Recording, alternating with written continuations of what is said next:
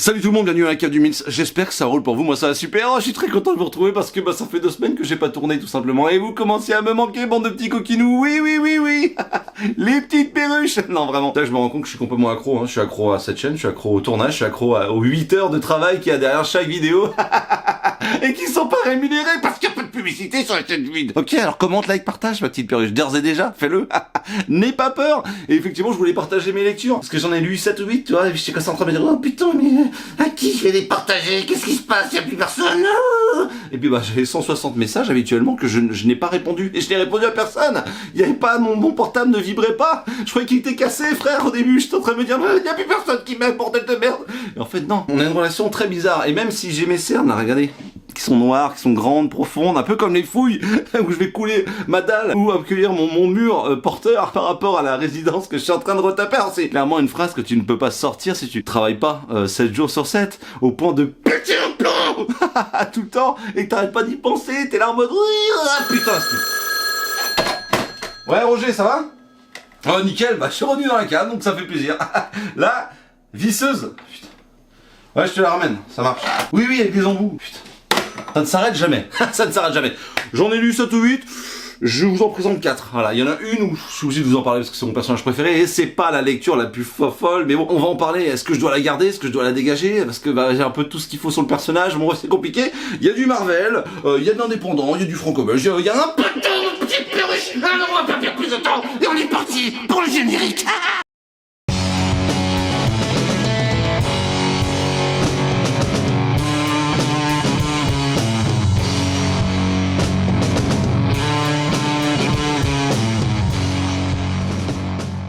On se calme tout de suite, voilà. Alléluia. Oula, vous voulez pas me voir chanter? Vous voulez du dur, vous voulez du sec, vous voulez du dur? Vous êtes des hommes, Batman, qu'est-ce qu'il y a? T'as cru que j'allais pas envoyer du lourd? Moi, je lâche la purée dès le début! T'as cru que j'allais attendre de te faire monter une espèce de crescendo pour la vidéo? Vous en avez rien à foutre! Moi non plus, Batman, qu'est-ce qu'il y a? Batman, le Gaslight ou Batman, Gotham au 19e siècle. Ça, c'est la version Panini, d'accord? 18 €. 2 histoires qui forment une seule et même grande histoire, avec un scénariste et 2 dessinateurs différents. Pas de problème, la première histoire est de 1989, comme ma putain d'année de naissance, comme quoi je suis un putain de dinosaure, ça y est, j'y arrive. Et la seconde en 91, ok? Cette édition, je l'ai vue sur le Bon Coin à 80 balles. C'est un truc que tu fous dans le poêle si t'es dans la merde pour te chauffer, ça ne dure même pas 3 minutes, surtout que les flammes elles puent. Enfin, après, si c'est post-apo, t'en as rien à foutre parce que t'es plus à ça près, mais quand même, ce que je veux dire, tous les génies du mal là qui sont en train de faire des spéculations sur internet, niquez-vous. Et tous les gens qui achètent 3 bouquins pour 300 balles, mais dites-vous que c'est pas normal à partir du moment où ça te met du dans le rouge pour du papier et du carton. D'accord, je veux bien quand les éditeurs font un putain de format un peu prestige comme là et il y a des Yankees comme moi qui achètent, je comprends que t'as envie de l'acheter parce que je le fais moi-même. Mais putain, pour de l'occasion, regarde, Feral, tome 1, 8 €. Impeccable. Du cul des loups-garous. J'adore. Feral, tome 2, attention déjà, 80 balles. Du cul des loups-garous. Voilà. Et le 3e tome, j'ai même pas pu me le payer tellement il est cher parce qu'il est à 320 €. 320 €, je l'ai vu. Mais qui c'est qui va acheter ça pour du cul des loups-garous?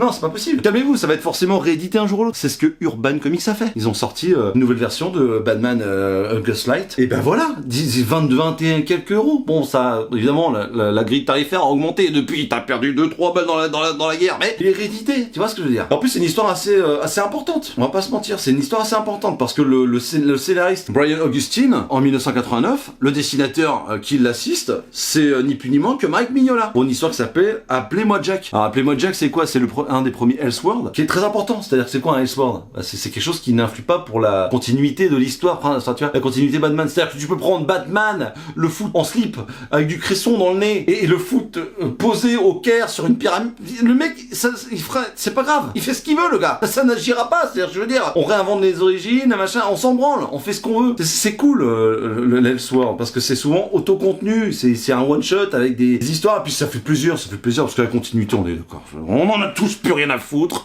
On va se le dire tranquillement. La continuité, ça pue du slip. Voilà.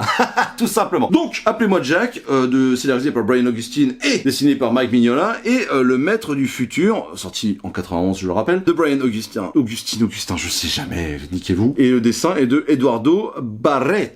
Alors, de quoi ça parle? Déjà, on va réinventer les origines. Pourquoi s'emmerder, c'est un Elseworld? Qu'est-ce qu'il y a? On est en 1880. Donc forcément, tu te doutes bien qu'ils sortent du cinéma. Non, c'est pas possible, si tu veux. Donc, ils sont en calèche et ils se font buter, tout simplement. Et le petit Bruce Wayne se dit... Je vais me venger. Du coup, il part s'entraîner pour buter le mec qui a buté ses parents, voilà, et faire une enquête, tout simplement. On commence par Bruce Wayne, qui est là en mode, il revient de l'Europe, et puis il arrive à Gotham City, et puis il dit à Alfred, bah ouais, c'était incroyable, salut les gars, c'était cool, je me suis bien amusé. Et en même temps qu'il revient, il y a un mec qui va commencer à sévir, un certain Jacques l'Éventreur, qui lui sévissait à Londres à l'époque, et qui va se décider d'aller à Gotham, parce que Gotham c'est un peu le futur, et puis il y a le Batman, du coup il y a une espèce de rivalité qu'il a envie de voir si le Batman arrive à choper et compagnie. Le mec est con. Alors Jack l'Éventreur, vous le connaissez certainement, on est dans l'ère victorien, hein, on est sur du Londres victorien, cette époque de dingue, avec des hautes formes, et puis des rues crasseuses, poisseuses, et Jack l'Éventreur chopait des filles de joie, mais pas que, et les éventrait, les découpait, et mettait en scène leur mort et compagnie, donc ce qui faisait flipper tout le monde, et du coup Batman se dit, mais bordel de merde, c'est quoi le bordel là, Alfred? Je reviens de Londres, ou d'Europe, je vois que ça sévit, j'arrive à Gotham, ça sévit pareil, qu'est-ce qui se passe? C'est quoi le bordel? Surtout que maintenant que j'endosse le costume Batman, et que je suis revenu depuis un moment où j'ai pas exercé, tu vois, les gens vont croire que c'est moi qui fais ça. Et c'est ce qui arrive. Du coup, alors monsieur Gordon, le flic, qui lui croit en Batman, et il est là, je sais plus quoi faire et compagnie. Alors, c'est une histoire, on va pas se mentir, elle casse pas trois pattes à un canard, mais elle est terriblement efficace. Ça marche très bien. Et puis on va pas se raconter la messe. C'est cool parce que c'est bien écrit, les caractérisations est chouette. Le dessin de Mike Mignola n'a rien à voir avec du Mike Mignola, et c'est ça qui est hyper intéressant. Enfin, du moins, on voit quelques prémices du truc là, quand il est dans l'ombre, voilà, quand il est en ville et tout. On voit quand même il y a un ancrage assez énervé, mais ça reste quand même assez mignonnet. Des pages qui sont magnifiques, hein, attention, ne me faites pas dire ce que je n'ai pas dit.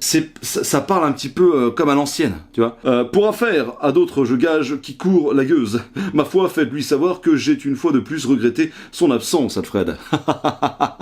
Oui, en fait, ce qui est cool, c'est que là, effectivement, il garde ce côté très cette espèce de diction un petit peu à l'ancienne, quoi, genre, et nous partîmes, ça, on est là-dessus. Alors, je pense que si tu lis la VO, tu bites absolument rien, parce que je pense que c'était l'un des traits d'écriture des histoires en VO, quoi. J'ai beaucoup aimé, voilà, donc cette histoire de Batman, la première histoire c'est ça, c'est Batman qui va arriver, il va essayer de trouver le mec qui a tué ses parents, et puis en même temps il y a Jack l'Éventreur qui va s'élire, évidemment, à un moment, leur destin va se croiser. La deuxième histoire, qui est un peu moins bien dessinée à mon sens, enfin en tout cas elle est très bien dessinée, hein, je ne saurais jamais faire ça. On est d'accord, mais si je commence à dire que je peux pas critiquer parce que je sais pas dessiner, bon, ça sert plus à rien que je fasse des critiques. Et bien écoute, on va suivre Batman, du coup, qui se dit, c'est bon, après ce qui s'est passé dans le premier épisode, je n'ai plus besoin d'exercer mon métier de Batman, vraiment en deux mots. Et du coup, il va arrêter. Sauf que ça va commencer à partir un peu en slip. Et Gordon, il serait bien content que Batman y revienne. Moi, ce serait pas mal que tu y ailles. Voilà. Et Alfred lui dit, non, monsieur, non, n'y allez pas. Je vous en prie, n'y allez pas. Vous allez vous faire du mal. Et effectivement, est-ce que Batman doit revenir? Est-ce qu'il doit rester? Est-ce qu'il doit abandonner? Et tout. Donc c'est l'histoire de Batman la plus classique qui existe, mais vraiment bien amenée encore une fois. Il y a effectivement des événements de la première histoire qu'on retrouve dans le deuxième. Et voilà, faut aimer. Moi j'ai bien aimé le dessin, mais c'est un tout petit peu moins ma came. Je crois que après mûre réflexion, je pense que c'est la couleur, la colo. Hein, on est en 91. Je pense que la colo m'a un petit peu refroidi. Mais après il y a des fulgurances en termes de dessin. C'est ça que j'ai pas trop compris. Regardez-moi ça comme c'est magnifique. Je vous cache le texte, mais cette illustration est magnifique. Mais autrement, il s'est appliqué à la fin, il s'est appliqué au début. Je sais pas, j'ai pas trouvé ça ultra fin. Cette espèce de Gotham victorien, donc Londres victorien, un petit peu avec des calèches qui est à feu et à sang. Ça part en couille, hein. La deuxième histoire est beaucoup plus axée sur la baston parce qu'un antagoniste va débarquer et dire il y a une exposition universelle et moi je fous le bordel, je fous le feu. Je pense il y a beaucoup de sujets qui sont éclipsés parce que un petit peu comme un Batman versus Punisher, enfin Batman Punisher, on est vraiment sur des histoires assez courtes, pas autant évidemment, mais du coup t'as pas le temps de mettre en place beaucoup de trames narratives. Ça va très vite. Tout simplement on est vraiment focalisé sur Batman et sur le criminel qui veut niquer Gotham, quoi. C'est aussi simple que ça. Mais, je dois bien vous avouer que pour l'avoir acheté 6 balles, 6 balles, pas 80 balles, 6 putains de balles. Et ouais, j'ai passé un bon moment, je vais me les garder dans ma bibliothèque parce que je trouve que c'est un peu une œuvre charnière pour les Elseworld, pour Mignola, pour Batman. Je suis très content de l'avoir. En plus, vraiment la cover est cool. Je crois qu'ils ont gardé la même cover pour, je suis pas sûr, mais je crois qu'ils ont gardé la même cover Urban Comics. Et je trouve ça très très joli. L'idée est bonne.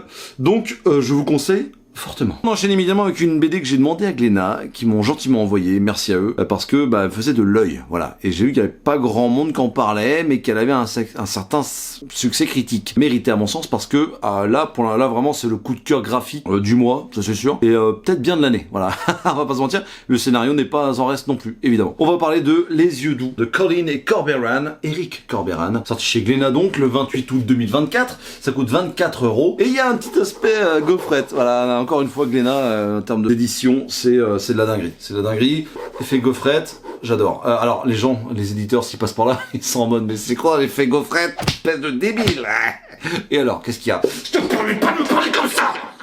On se calme. De quoi ça parle, Les Yeux Doux? Bon écoutez, on va déjà lire la quatrième de couverture parce que c'est assez dense, ok? Hanté par le joli visage d'une voleuse qu'il a lui-même dénoncé, Anatole, employé du mois de la société de surveillance Les Yeux Doux, ressent pour la première fois de sa vie un sentiment qui ne l'avait jusqu'ici encore jamais effleuré. L'amour. Pour retrouver la belle, lui exprimer ses remords et lui déclarer sa flamme, il abandonne sa condition de chien de la garde du système et se lance dans une aventure au parfum de liberté. Ça parle de l'ultra capitalisation, libéralisation vis-à-vis des employés qui laissent leur santé, leur vie, du fait d'être muselé, d'être ficelé dans une société où tu n'as plus du tout de choix en fait. Le mot liberté c'est une illusion. On est vraiment dans un sujet que je chéris au plus profond de moi, qui est celui de la liberté. Les couleurs sont de Cyril Saint-Blanc et c'est un véritable succès également. Donc le dessin de Michel Colin, on va le voir après. Donc on va suivre tout simplement ce gars qui s'appelle Anatole, qui travaille dans une entreprise où il y a des caméras partout dans la ville, on est vraiment dans une grande mégalopole où tout est surveillé, tu te nourris au panier garni je crois, donc grande surface de bouffe où t'as pas le choix, c'est ça qui est sélectionné pour que tu manges, pour que tu rentres dans le rang, et du coup ça correspond parfaitement avec l'usine. Tout ça c'est une espèce d'énorme corporation, une usine qui fabrique énormément de pièces pour que la ville tourne et qu'il fasse énormément de profit. Et puis après t'as Les Yeux Doux qui surveillent tout le monde pour que les villageois rentrent bien chez eux, qu'ils soient bien pucés, bien tracés, comme des bons petits soldats, tu vois, pour dormir, pour retravailler, et dire oh t'es fatigué, attends, en même temps t'es fatigué, mais peut-être que d'hier soir, vu qu'on a regardé sur les vidéos là, t'es parti au bar, t'as fini tard, attention, je te mets un blâme. C'est ce qui va se passer avec un gamin. Alors au tout début de l'histoire, je vous raconte, on va suivre un gamin qui s'appelle Arsène. Il travaille à la chaîne, et à un moment sur le tapis où les gens travaillent, mettent les vis, les machins et compagnie, il y a un problème. Du coup personne ne fait rien, Arsène il appuie sur le bouton, ça s'arrête, ça bloque la chaîne. Il y a le responsable qui descend. C'est quoi le bordel? Donc autour de lui, tous ses potes de boulot, tout le monde ferme sa gueule parce que là ils en ont rien à branler les mecs, t'es de la chair à canon. Donc il est viré. Sauf que dans une société, quand t'es viré dans cette société-là, et dans la société en général, évidemment on épaissit le trait, c'est normal, c'est une dystopie, c'est de la science-fiction, enfin on est là-dedans, et en fait t'es invisible, on t'invisibilise parce que tu ne vois rien, t'as pas de pouvoir d'achat, t'es une merde quoi, tu vois. Donc du coup il rentre chez lui et il va voir sa sœur. Sa sœur c'est la meuf que Anatole a vue et donc est tombé amoureux. Alors tu le vois, il rentre pas très joyeux, Alors les dessins sont magnifiques, bordel. Je voulais lui garder la surprise mais je peux pas. Donc il dit à sa sœur, écoute, j'ai été viré, et maintenant que j'ai été viré, je suis fiché quoi. Je trouverai plus jamais du boulot. Toutes les entreprises c'est le même conglomérat pratiquement, donc moi je suis baisé quoi. Et elle dit non mais t'inquiète pas, j'ai bientôt l'âge de travailler, c'est moi qui vais remplir la marmite et compagnie. Le problème c'est que il se passe quelque chose, c'est que Arsène va devenir invisible, vraiment invisible. Et tu te dis tiens, ça va partir sur une histoire de l'homme invisible. Génial. Pas du tout. Pas du tout. Tu enchaînes directement dans une autre entreprise où tu vas justement suivre ce gars-là qui s'appelle Anatole, l'employé de l'année depuis plusieurs années et compagnie, qui fait très très très bien son travail. Et un jour il va tout simplement voir la sœur de Arsène et il va voir qu'elle va voler quelque chose parce qu'au bout d'un moment la meuf elle a pas le choix quoi. En plus elle vole je crois une pomme ou un truc comme ça, enfin c'est une connerie quoi. Du coup elle va dénoncer cette meuf là va finir en zonzon tout simplement. Là ça part vraiment en couille parce que au final le frère et la sœur vont être à la rue et lui il va être pris de remords et il sait pas pourquoi, il va se rendre compte qu'en fait la meuf qui l'a amené en prison il la kiffe. Comment vous dire, c'est vraiment je sais pas, ils ont poussé un peu les curseurs au max, mais pas vraiment. C'est terriblement d'actualité, ça a toujours été d'actualité. Je pense que dans 10 ans, ce sera une BD qui sera encore d'actualité, même si j'espère qu'on aura j'espère que ce sera d'actualité dans le sens où on épaissit le trait et que ce sera pas genre en dire oh putain, en fait, ils y vont mollo dans cette BD. C'est carrément pire maintenant. Maintenant, t'es menotté, attaché chez toi, t'as un cordon, tu peux te déplacer pour chier, pour faire à bouffer, tu vois. Et puis après, c'est hop, ça se décroche, tu vas bosser, t'es content. Ta voiture qui t'amène tout seul, tu vas au boulot, bonjour, ça va toi? Bien, on parle pas trop. On sent que c'est engagé, c'est une œuvre engagée, c'est une œuvre qui est clairement ouvertement contre le capitalisme à mon sens, et qui propose une alternative à tout ça. L'entraide, le savoir-vivre ensemble, le fait que chaque âme compte, chaque personne est importante, c'est vraiment une œuvre qui m'est terriblement précieuse, voilà. Je vous le dis, c'est mon coup de cœur graphique du mois, mais ce que ça raconte, et ben effectivement on l'a déjà vu dans plusieurs histoires, mais j'ai trouvé ça finement amené, voilà, finement amené. Les péripéties qu'on va suivre sont vraiment croustillantes. C'est magnifique, que ce soit la couleur, le dessin, c'est magnifique. Je ne saurais que vous dire, l'aspect graphique est incroyable, voilà, c'est vraiment, il y a un côté rétro-futuriste que j'ai beaucoup apprécié. Pour les décors, l'architecture, c'est magnifique, vraiment, mais magnifique. Je vous souhaite vraiment de découvrir cette œuvre sortie chez Glénat, là. La plume de Eric Corberan, elle est géniale, voilà, c'est vraiment bien ciselé. J'ai un seul reproche, quand même, c'est la fin. Il y a un moment où on t'explique pourquoi il se passe ça, et tu te dis... Mais attends, c'est une blague ou quoi? Et il y a un événement où t'apprends quelque chose, t'apprends qu'il s'est passé quelque chose, et tu te dis, bah... C'est pas aussi con que ça, quand même. Et après, bon, moi j'étais un peu déçu, et puis ouais, ça repart bien, tu vois, ça revient bien, et la fin est satisfaisante. Mais il y a une espèce de climax, et arrivé là-haut, tu vois ce qui a été choisi pour expliquer tout cela, et tu te dis... Hein? Bon, c'est possible, c'est plausible, mais bon, c'est un peu con quand même. Et puis au final, bah, à la fin, ça repart bien, et du coup, j'étais très content, quoi. C'est comme ça, mais ça n'empêche pas que le voyage était magnifique, quoi. Et puis, bah, les dessins de Michel Colline et la couleur de Cyril Saint-Blanca. Ouais, c'est magnifique, quoi. Les yeux doux, 24 € chez Glénat. Foncez parce que vraiment, c'est ça, c'est une pépite. Et j'aime beaucoup les histoires qui prennent un peu leur corolès, qui sont là, qui les posent sur la table et qui disent bah voilà, moi je pense ça. Voilà, donc je vais faire une histoire avec ça. Et j'adore. Maintenant, j'ai pas le choix, ma perruche. C'est contractuel, bordel de merde. Je suis obligé d'avoir une arme. Parce que j'ai parlé de mon personnage Marvel favori, le Punisher, ma petite perruche. Ouais, j'ai pas le choix, je voulais le garder pendant au moins 1 minute. On va te parler du Punisher, c'est sorti en 2018, bon c'est encore pas tout récent, d'accord, le 13 juin 2018, quelque chose comme ça. Ça coûte 18 €. On va te parler du Punisher Platoon, ou la section en canadien, ou en français. Regardez-moi cette cover comme elle est dégueulasse, je crois que c'est la cover la plus moche qui m'ait été donnée de posséder du Punisher. J'ai mis longtemps avant de comprendre que c'était un hélicoptère. Je pensais que c'était une espèce de robot avec des bras. Bah, je sais pas si vous voyez le délire, mais en tout cas, il fallait que je lise, il fallait que je rattrape mon retard sur cette œuvre. Alors c'est scénarisé par l'énormissime et le gigantissime Garcenis, et c'est dessiné par monsieur Goran Parlov. Goran Parlov que j'aime beaucoup, c'est bon, ça fait 1 minute. J'aime beaucoup son dessin à ce petit monsieur. C'est du Punisher Max, donc du sang, des os et des boyaux. De quoi ça parle? On va tout simplement suivre Frank Castle dans sa première mission au Vietnam. Voilà, donc on va rendre un petit peu hommage à tous ces récits que Garcenis avait fait, donc Valley Forge, tous ces bornes et compagnie. Écoutez, je m'attendais à beaucoup, en fait. Et c'est vrai que c'est pas ouf.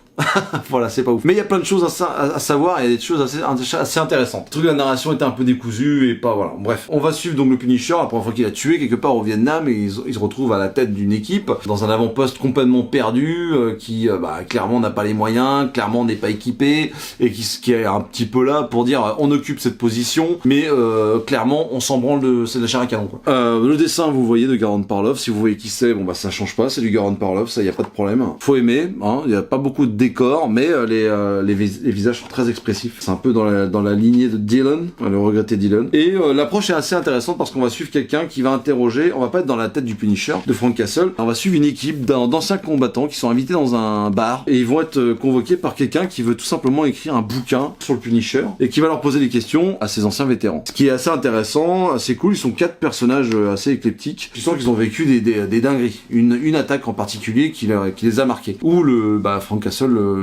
était présent. Voilà. Donc en fait, chacun va raconter un petit peu son ressenti suite par rapport à Frank Castle, et la façon dont il a de gérer ses hommes, tout simplement. Décrire un petit peu les environnements et tout. Je me suis dit dans ma tête que c'était Garcenis qui interrogeait ses anciens combattants. Mais je peux me gourer, hein, et jamais je crois que c'est expliqué. En tout cas, si vous aimez le Punisher et le Vietnam et compagnie, vous allez vous y retrouver. C'est pas énormément détaillé, on est vachement sur des discours, et moins sur du lore de comment ça se passait avant, de comment ils vivaient et compagnie. On va nous expliquer un petit peu le délire qu'il y avait par rapport aux personnes qui géraient un petit peu les équipes américaines au Vietnam, ceux qui s'en mettaient plein les fouilles, ceux qui utilisaient les morts pour s'enrichir, tout simplement. Alors vous savez, hein, il y a eu de la drogue qui ont été passées du Vietnam ou du Cambodge aux États-Unis par cercueil, et bah là c'est un peu pareil en fait, on va faire une espèce de trafic d'armes en fait, voilà, de trafic d'armes, ils vont récupérer les Kalachnikov et compagnie. Donc bah tu vas voir un petit peu tout ce côté malsain, tout ce côté pourri et vicieux de la guerre. Il n'y a pas que des héros qui font la guerre, il y en a même très rarement des héros parce que chacun fait comme il peut, mais il y a aussi des brebis galeuses quoi. Et là-dessus c'est assez bien amené. Là où j'ai pas trop aimé, c'est l'antagoniste principal quoi. Les motivations de cet antagoniste là, la façon dont c'est amené, la simplicité avec laquelle ils vont se retrouver, hein, Frank Castle est l'un de ses antagonistes. J'ai pas trouvé le méchant ou la méchante, en l'occurrence il y a les deux, je les ai pas trouvé charismatiques. J'ai pas trouvé en fait que dans une histoire j'ai besoin de vibrer, c'est-à-dire que par exemple, je sais pas moi, quelqu'un bute la mère de quelqu'un, tu vois, il se barre, le petit photographie la tête du mec qui a buté sa mère et se jure de se venger. Voilà, on appelle ça une motivation concrète. C'est-à-dire que, oui, effectivement, bah lui je vais le fumer, parce qu'il a fumé ma mère comme devant moi, tu vois, et puis ça m'a choqué, quoi. Comme Bruce Wayne, comme et compagnie, comme je disais tout à l'heure. Là, vraiment, il n'y a pas de... Je n'ai pas trouvé de... Si ce n'est que c'est la guerre, pourquoi lui en particulier? Si lui en particulier, est-ce que vraiment c'est une motivation suffisante? La relation, la hiérarchie qu'il y a au niveau des Viet Cong, je l'ai trouvé un petit peu bateau, genre c'est... Non, tu fais pas ça. Non, mais il a fait ça. D'accord, ok, tu le fais.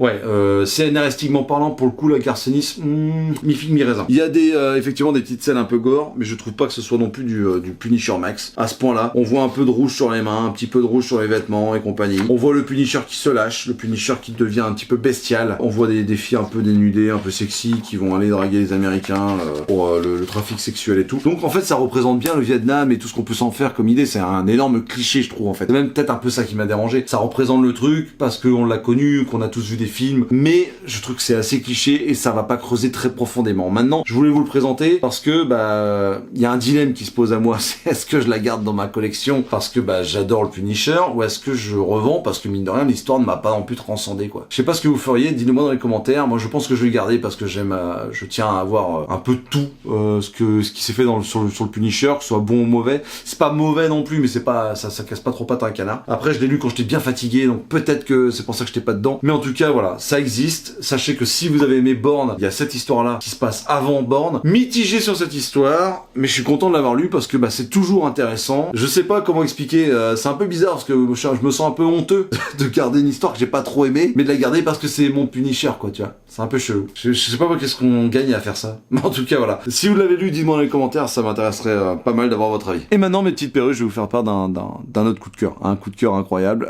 Oui, bon, plaisir d'offrir, joie de recevoir. Je vais te parler d'une œuvre qui m'a foutu une bonne tartasse aussi. Les Affamés du Crépuscule, sorti chez Delcourt le 12 juin 2024. Ça coûte 23,75 €. C'est quoi ce prix de merde? Ça se voit qu'on est dans une ère où on paye par carte ou par internet parce que c'est que t'es là avec tes pièces comme un connard. Le mec il est là, putain merde, des pièces de 5, vous avez pas une pièce de 10? Non mais c'est un bordel. En tout cas c'est pour dire en dessous de moins de 24 €. Les Affamés du Crépuscule tome 1 de J. Willow Wilson, que j'avais beaucoup aimé. Alors j'ai pas lu son Miss Marvel, j'ai beaucoup aimé son Poison Ivy, voilà par exemple, dont j'en ai fait une critique, une petite chronique plutôt sur la chaîne. C'est dessiné par Chris White Goose et c'est colorié par M. Saxic, pardon pour la prononciation. Premier tome, Delcourt, j'adore le travail de Fab avec le petit tranche-fil là.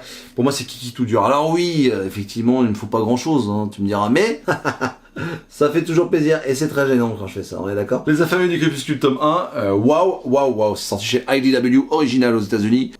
Quelle claque, quelle claque. On lit la quatrième couverture, même si je pourrais vous résumer ça comme les humains et les orques ne peuvent pas se saquer, on est obligés de s'allier contre les Vangols. Voilà.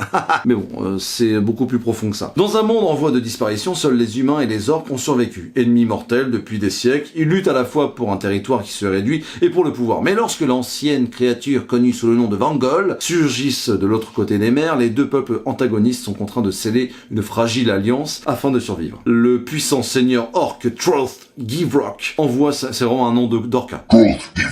Pardon. Envoie sa cousine bien-aimée, Tara, une jeune guérisseuse de haut rang, combattre aux côtés du commandant humain, Callum Guérenet. Il est peut-être breton, lui, je sais pas, mais... Et des rémanents, sa faction de guerriers. L'histoire peut paraître simple comme ça, mais alors, nom de Dieu, qu'est-ce que c'est d'inefficacité, mon pote, mais laisse tomber. Oh, j'ai rarement vu une série qui se lisait aussi vite. aussi bien, aussi c'est fluide, c'est limpide, ça coule tout seul, c'est une dinguerie. C'est une panne de bière le truc, vraiment. C'est une panne de bière, c'est une panne de Guinness. Ouais, clairement c'est une panne de Guinness. On est là, putain déjà. Oh bah je suis bourré, voilà, bah c'est pareil. Ça t'enivre, ça te fout une tarte, ça te dit allez merci au revoir. Et puis c'est bon quoi. Tu vois le talent de J. Willow Wilson, mais c'est un truc de malade quoi. Cette meuf là est juste une prodige absolue quoi. C'est alors j'en doutais pas hein, mais là c'est un truc de ouf. Quand tu vas voir l'orque là qui est amoureux de sa cousine Tara. Alors oui, les orques ils sont un peu chelous là-dessus. Ta cousine c'est ta mère, c'est ton frère, c'est aussi ton cousin. Tu vois quelque part tout ça c'est la même famille parce que ça reste le grand-père de la petite sœur du truc. C'est très chelou. Je veux pas savoir comment ça se passe dans les orgies d'orques, mais c'est dégueulasse. Voilà, ça se passe en famille certainement. Voilà.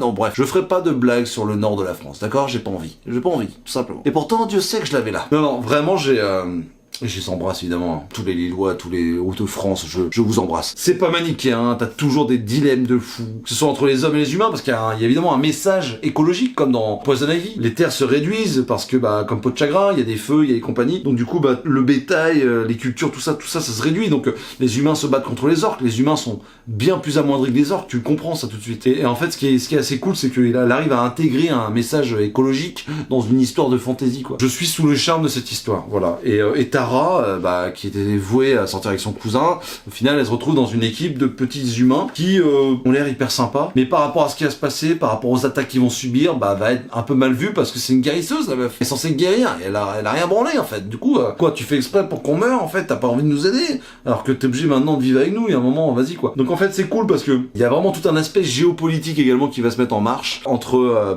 les différentes factions d'orques, entre les humains qui sont vraiment amoindris, mais les humains qui jouent quand même pas de blanche, mais qui ont un passif très lourd. Et du coup, il y a une confiance qui peut pas se faire parce que c'est pas parce que tu donnes, ouais, tu offres, tu amènes, parce que c'est peut-être un peu graveleux sinon, mais tu amènes ta cousine dans une équipe de rémanents et une faction d'humains, tu sais, très guerrière, très efficace, vif d'esprit. Mais c'est pas pour ça que ça y est, le traité a été signé parce que il y a plein d'autres factions orques qui eux sont pas du tout d'accord avec ça, quoi. Et donc tout va se jouer, tu vois, de façon politique. Et ça qui est cool, c'est d'avoir amené les orques de façon à ce qu'on pense que c'est vraiment une race civilisée, quoi. Et beaucoup plus que les humains en fait au final. Tu te rends compte que quand tu vois le début de l'histoire, c'est assez cool. Et il y a une histoire de chien et chat qui va se faire entre les humains et les orques évidemment, mais d'amour au sein des orques aussi par rapport à différents rapprochements. Bref, c'est hyper efficace. Et effectivement, les Vangol sont assez monstrueux et ont aussi des raisons. Encore une fois, c'est pas manichéen, ils ont des raisons de le faire. C'est-à-dire qu'ils vont s'attaquer à des orques et des humains, mais ils ont une façon de se déplacer, une façon de faire, et toute l'histoire va tourner autour de ça. C'est vraiment, elle va planter le décor, Joe Wilson, d'une main de maître, quoi. Vraiment, on va comprendre tous les tenants et les aboutissants. On va être là en train de se dire, mais ouais, ok, d'accord, ok, ça c'est plausible, je comprends ça, je pense que ça va aller vers là. Ah non, pas tout à fait, putain, pas du tout. Elle te surprend tout le temps, c'est magnifique. Je vais vous montrer les dessins, ne vous inquiétez pas, depuis tout à l'heure je boue de vous les montrer, mais c'est magnifique, vraiment c'est magnifique.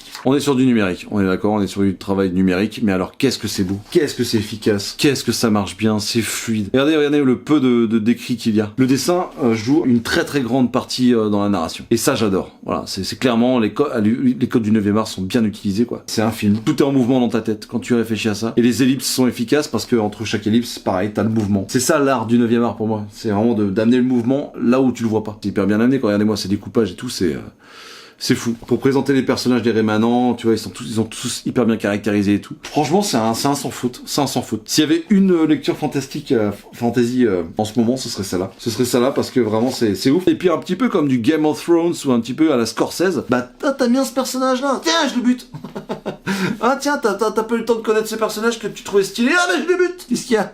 Y a pas de problème, je m'en branle. Ah, tu trouvais que la relation était bien entre eux? Je les sépare. J'en ai rien à branler, qu'est-ce qu'il y a? Qu'est-ce qui va pas? Je m'en branle. Donc ouais, c'est très efficace. Tu vas avoir beaucoup de codes de la fantasy, tu vas avoir le barde, les explications, tu vas avoir des combats mythiques, tu vas avoir des légendes, il va y avoir de la baston, de l'amour, de la tendresse, des moments cruciaux, des moments capitaux où tu vas dire mais bordel c'est pas possible, et puis pas de l'humour, vraiment c'est magnifique, les paysages sont à couper le souffle, il y a énormément d'imagination, c'est vraiment une dinguerie quoi, et puis les combats je vous jure, je vais pas vous monter trop parce que vraiment après je vais vous spoiler, mais c'est très joli, voilà, bon je regrette un tout petit peu que ce soit du numérique, mais en tout cas c'est très bien fait, attention c'est très bien fait, et vraiment je vous souhaite de le découvrir parce que si vous aimez la fantasy vous allez forcément kiffer ça, voilà. Après je sais pas en combien de tomes c'est prévu, je me suis pas assez bien renseigné, le plus longtemps possible, voilà tout simplement.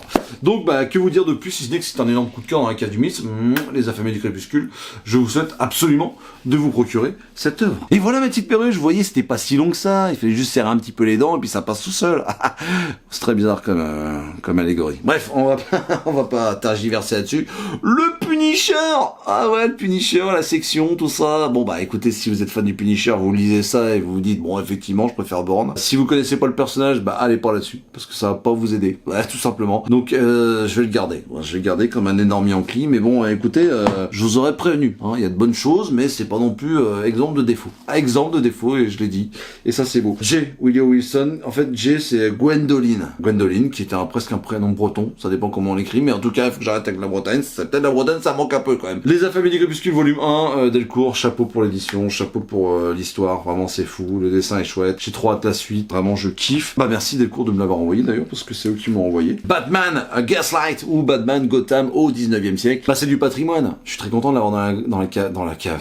Ah oui, dans la cave, mais dans la bibliothèque royale du Mix, ça va rester, c'est un petit bout de patrimoine ça, vraiment. Et ouais, c'est très joli. En fait, c'est ce genre de dessin assez minimaliste, mais alors d'une efficacité pas possible, où tu te dis, mais bordel de merde, Mike Mignola, mais tu m'étonnes que c'est devenu un génie de la life, quoi. Il a des perspectives qui sont magnifiques, et puis surtout dans... Bah déjà, hein, surtout dans le crasseux, dans l'indécent, dans le sombre, les fulgurances graphiques là, tu reconnais Mignola quoi. Il dit ah effectivement le petit bâtard il était déjà bien placé quoi. Il y avait quelque chose. Et puis bah voilà les yeux doux, qu'est-ce qu'il y a vous y allez, les yeux fermés. Si vous aimez un petit peu tout ce qui est un petit peu critique, parce que oui je vous ai pas dit, mais il y a, entre chaque chapitre il y a quelques vers qui sont récités. Par exemple là, Charles Bukowski, je vous ai parlé il y a pas longtemps, qui dit « Rester en vie dans une société aussi insensée qu'insensible n'est pas une mince affaire, mais faire face à l'horreur universelle relève de l'exploit. » Bon, effectivement, pareil, le mec a quelques petits trucs à se reprocher. Mais il avait raison, le con. Il avait raison. Voilà mes petites lectures de la semaine. J'espère que ça vous aura plu, cette petite vidéo. Dites-moi dans les commentaires quelles sont vos petites pépites de la semaine. Ça m'intéresse toujours, véritablement. Dites-moi si je vous ai donné envie, si vous en avez lu. Dites-moi tout dans les commentaires. Voilà, dites-moi tout. Lâchez-vous. Explosez la barre des pouces. Commentez, partagez. Ça aide la chaîne, parce que, effectivement, j'ai maintenant de sources sûres. Je sais que les vidéos qui sont pas, où il n'y a pas de réclame publicitaire, sont moins mises en avant, malheureusement. C'est comme ça, on est dans un monde capitaliste, lisez les yeux doux. Sur ce, suivez-moi sur Insta, TikTok, Thread, X et compagnie, on se tient au courant. Si vous avez la moindre question, n'hésitez surtout pas à me l'envoyer, hein. Il y a plein de gens qui m'envoient des commentaires, vous le savez, je vous réponds avec plaisir. Voilà, même si des fois je réponds un petit peu en décalage parce que il faut que je vérifie dans la bibliothèque que je ziote ou pas, ou que je vous fasse des petits renseignements. N'hésitez surtout pas, pour l'instant c'est encore accessible, donc voilà, comptez sur moi pour vous apporter le maximum d'informations. Et puis sur ce, moi je vous fais d'énormes bises, prenez soin de vous et à très bientôt dans la cave.